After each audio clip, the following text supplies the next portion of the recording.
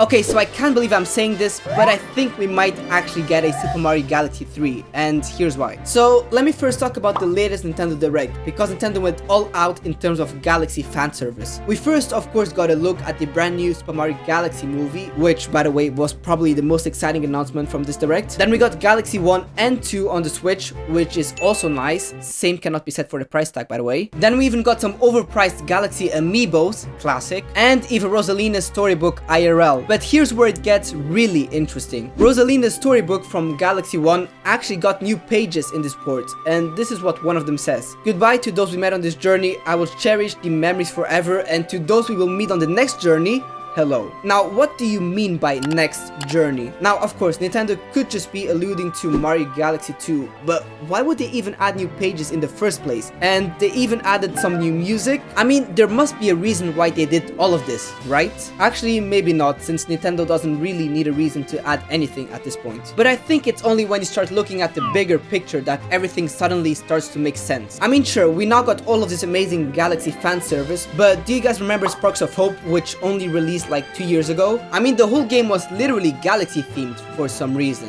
which makes me think that Nintendo is onto something. Now, while this may all sound exciting, I think it's still important to point out some potential issues with a so-called Galaxy 3. So first and foremost, how exactly are they going to justify Galaxy's main mechanic, the spin attack? I mean, sure, it worked well on the Wii because of its motion controls, but on the Switch, I mean, I guess you could bind it to a random button on the controller, but at that point, might as well just add some punch attack like in Mario 64. Another thing that kinda throws me off is Galaxy's movement. Now, don't get me wrong, I don't actually have anything against Galaxy's movement, but I think even the biggest Galaxy fanboys, like me, gotta admit that it is quite a downgrade from Mario Odyssey's movement. It isn't necessarily outdated or anything, but I just don't see Nintendo going back to this slower, stiff kind of movement. And of course, there's also the Starbit pointer, which could work on the Switch too, but let's be honest, no one's playing like this for more than 20 minutes. Now, of course, you might say, well, why not just change/remove all those things entirely? Make the movement more fast-paced like in Odyssey, change the game's main mechanic to something completely different that isn't the spin attack, and remove the Starbit pointer because, I mean,